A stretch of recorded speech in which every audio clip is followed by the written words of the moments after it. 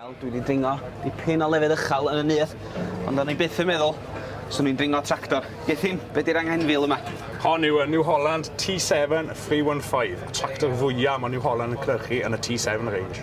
Wel, mae'n dipyn o seis, a felly, dacho, fel cwsmar rwan, dacho, sut fath o gwsmar sa chi'n chwilio i brynu na hyn, ia? Be ni'n edrych ar contractor Douglas o faint, neu ffarmwr sy'n trafod tir coch a wneud ar lot o arbol crops a'r pethau fel yna. Dacho, so mae'r gwaith ma, y peiriant yma angen i wneud, dacho, swn i'n gofio, dacho, ceia mawr dwi'n dychmygu a contractio a belio a falle, ia. O faint contractor, maen nhw moyn dod i triple mowers yn un ar ffrant, dwy ar y bac. Ie. A wedyn ni falle mynd ar trailers Douglas Hayes, so nhw'n Cohen Sailors gyda Saffron Pels. So mwy o capacity a mwy o fraint i wneud, mwy o waith gyda influence, mwy o seis ar y cefn.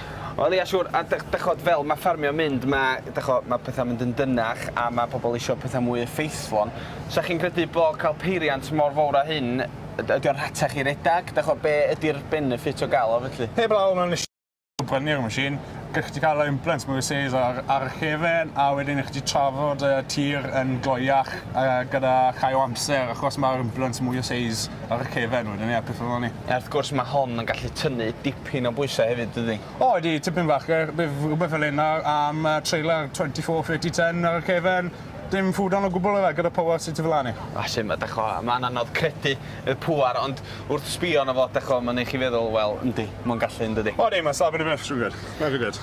Wel, un peth i fi, dwi jyst i chwe troedfedd o'n chal, ond mae'r tiers yma, da chi'n gallu gweld adra be di maint y tractor yma yn dydy. O, di, mae'n safon i beth, gyda, wel, fi'n 6 foot fi, a chi'n gweld mae'r tyres yn iffa dylach y fi, a wedyn ni, wel, cost y tyres dwi'n rhywbeth ffrach. Wel, un peth, mae wedi bod yn fraint gweld y tractor yma, ond swn i ddim yn hoffi gael y bil, de. Am mynd hynda, Mary. Diolch fawr chi. Diolch yn fawr. Champion.